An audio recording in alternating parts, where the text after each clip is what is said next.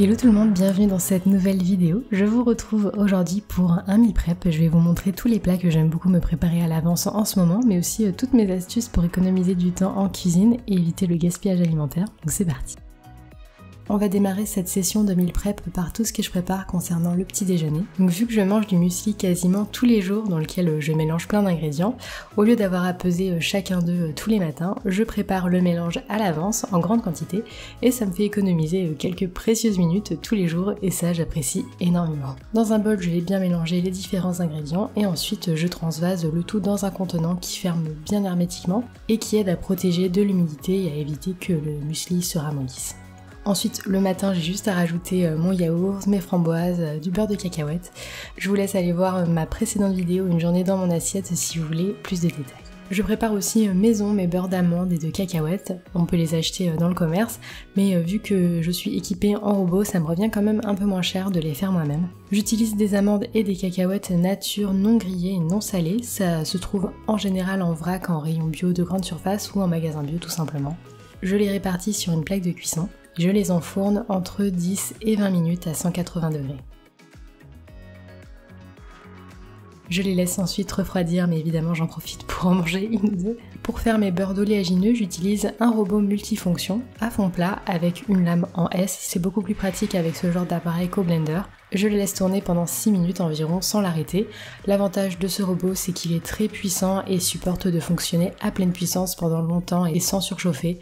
À la fin, j'obtiens un beurre d'amande complètement lisse et bien onctueux et quand il vient d'être fait, il est encore un petit peu liquide parce qu'il est chaud, mais il va se solidifier très légèrement par la suite et je le conserve tout simplement dans un bocal en verre. Et ensuite, j'enchaîne en faisant exactement la même chose avec les cacahuètes. J'ai pas spécialement pris la peine de nettoyer le robot entre la fabrication des deux beurres parce que personnellement j'ai pas de risque allergique donc ça ne craint rien. Et là encore j'obtiens un beurre bien lisse et onctueux, 100% pur, j'ai vraiment pas eu besoin d'ajouter d'autres ingrédients comme de l'huile.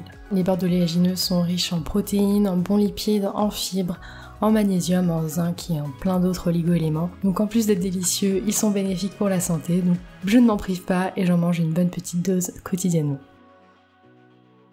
Je prépare aussi du jus de citron à l'avance pour me faire de l'eau au citron le matin ou dans la journée, ou même pour assaisonner mes salades. J'en prépare une bonne quantité pour la semaine, ça m'évite de ressortir et de salir à chaque fois mon presse-agrumes. Et vu qu'il contient de l'acide citrique, il s'auto-conserve et on peut le garder plusieurs jours au réfrigérateur. Je transvase le jus de citron dans une petite bouteille et il est prêt à être utilisé le matin dans une eau froide. Je sais que c'est réputé pour avoir plein de propriétés bénéfiques pour la santé. Moi j'ai pas observé d'effet particulier sur moi, mais je trouve que c'est super bon et que c'est frais, donc voilà. Je garde la peau des citrons, je la coupe et je la mets dans un gros bocal en verre avec du vinaigre blanc ménagé. Je laisse reposer l'ensemble plusieurs jours, ça permet de donner une odeur beaucoup plus agréable au vinaigre et ensuite je m'en sers pour faire le ménage, en particulier dans ma salle de bain, puisqu'en plus d'être un excellent nettoyant, le vinaigre retire à merveille le calcaire. Et vraiment l'odeur est parfaite grâce au citron, elle est hyper douce et agréable. Pour mes petits déjeuners, j'utilise souvent du fruit de la passion en guise de sucrant, et parce que j'adore la saveur. Ma petite technique pour faire des économies, parce que c'est un fruit qui coûte très cher, c'est de le conserver sous forme de glaçons. Avec un fruit, je fais entre 3 et 4 petits glaçons, et un glaçon suffit déjà pour donner énormément de goût, que ce soit pour un petit déjeuner, un dessert ou un smoothie. Je passe ensuite à la préparation d'ingrédients bruts mais pour le salé, et tant que je suis dans les glaçons, je fais exactement la même chose avec du lait de coco. Je finis rarement une boîte en une seule fois et j'ai tendance après à l'oublier au frigo et elle se conserve pas très bien. Donc la solution anti-gaspillage, c'est de congeler le lait de coco et le fait qu'il soit sous forme de glaçons, c'est hyper pratique pour le proportionner plutôt que de le congeler en bloc. D'ailleurs ça marche aussi de le congeler dans des moules à cupcakes. J'aime bien aussi me préparer des légumes à l'avance, les éplucher et les couper, ça prend toujours un peu de temps et c'est pas toujours très motivant quand il faut se mettre en cuisine, alors je profite de cette session de meal prep pour préparer à l'avance des oignons émincés et de l'ail.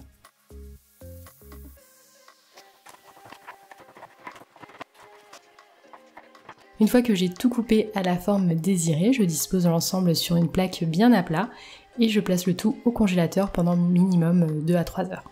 Ensuite et seulement ensuite, je transvase le tout dans un sac de congélation ou dans des petits contenants. C'est vraiment important en fait de d'abord les congeler à plat pour éviter que ça se congèle en bloc parce qu'ensuite c'est compliqué de détacher les morceaux et on ne peut pas vraiment les doser. Les légumes bruts coupés et congelés, je trouve ça vraiment hyper pratique, donc j'applique cette technique en fait à plein de légumes.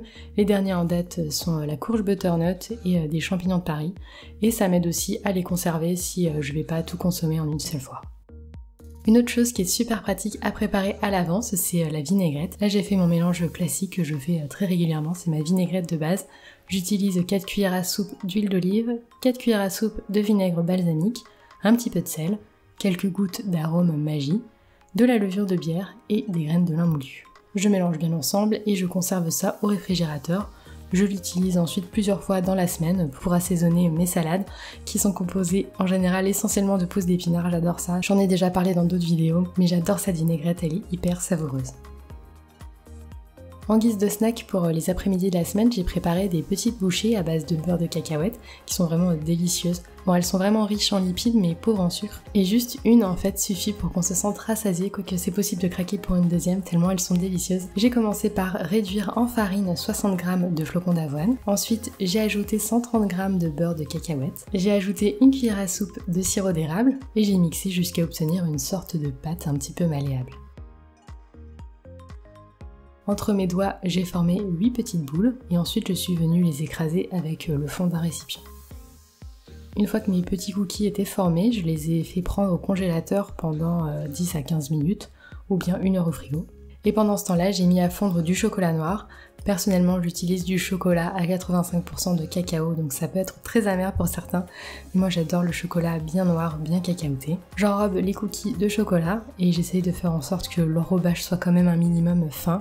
Et je mets le tout à figer une nouvelle fois au congélateur pendant encore 15 à 20 minutes. Ces petits snacks, je les adore, c'est hyper populaire, j'ai rien inventé, mais je vous les recommande vraiment, c'est bien meilleur pour la santé que tout ce qu'on peut trouver dans le commerce. Voilà, toutes les petites préparations sont finies, je peux m'attaquer aux recettes salées et aux vrais plats de résistance. Donc je commence par ma recette de boulettes de lentilles. Dans un robot, je verse une boîte de lentilles vertes rincées et égouttées, 30 g de noix, 30 g de chapelure, 30 g de betterave, une cuillère à soupe de sauce soja et une cuillère à café de moutarde. Je mixe le tout grossièrement à l'aide d'un robot et avec la préparation obtenue, je vais former entre mes mains les boulettes. Je déteste ce mot, je le trouve horrible.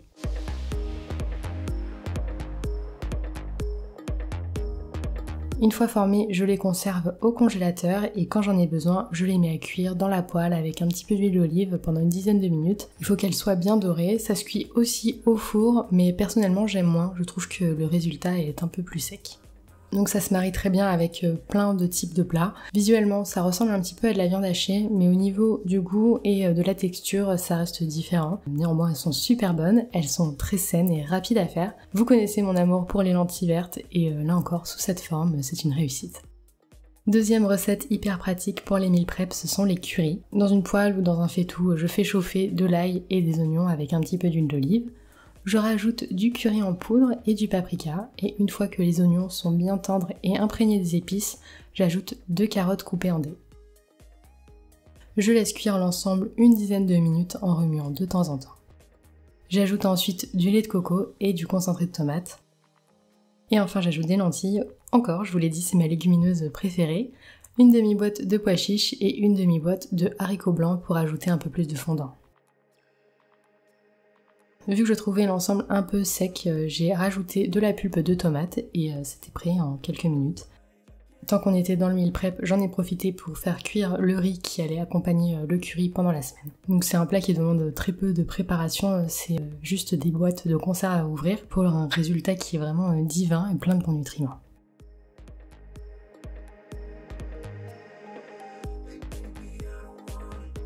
Pour être sûre d'avoir toujours une dose de légumes qui m'attend pour accompagner mes repas, je prépare quelques légumes au four. J'utilise une patate douce que je coupe en dés, 2 poivrons rouges coupés grossièrement, quelques tomates cerises, le reste de la betterave utilisée pour les boulettes de lentilles et aussi un petit peu de courge butternut que j'avais au congélateur. Pour l'assaisonnement, j'utilise 2 cuillères à café d'un mélange d'épices à la marocaine, 1 cuillère à café de cannelle et 2 cuillères à soupe d'huile d'olive. Je mélange bien le tout en massant les légumes avec mes mains et ensuite j'enfourne à 170 degrés pendant 50 minutes. J'ai transféré le tout encore chaud dans une boîte hermétique, j'ai bien fermé et ça peut se conserver jusqu'à 4 jours au réfrigérateur. Durant la semaine, j'ai accompagné ça du reste de la boîte de pois chiches utilisée pour le curry et de la semoule complète. Et enfin, dernière recette de ce meal prep et ma préférée, ce sont des nouilles et des légumes sautés avec une sauce thaï. J'utilise des oignons, des poivrons et des brocolis que je cuis au four à micro-ondes pendant quelques minutes. C'est ma méthode préférée pour cuire les brocolis.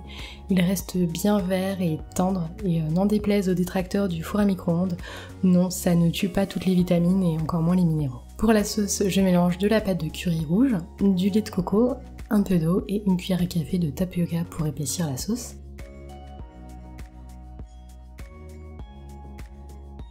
Dans une poêle, je mets à chauffer de l'huile avec une gousse d'ail.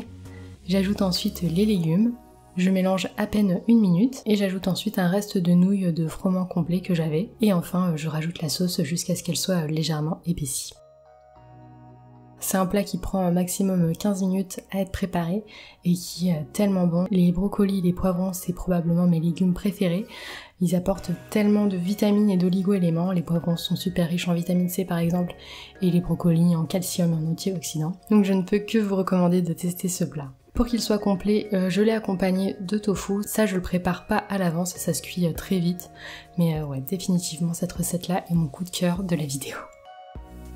J'espère que ces idées de plats et ces astuces vous ont plu et motivé à vous organiser pour que ce soit plus facile de garder une alimentation saine pendant la semaine sans que ça vous prenne trop de temps en cuisine. N'hésitez pas à consulter la barre d'infos pour tous les détails des recettes et du matériel utilisé.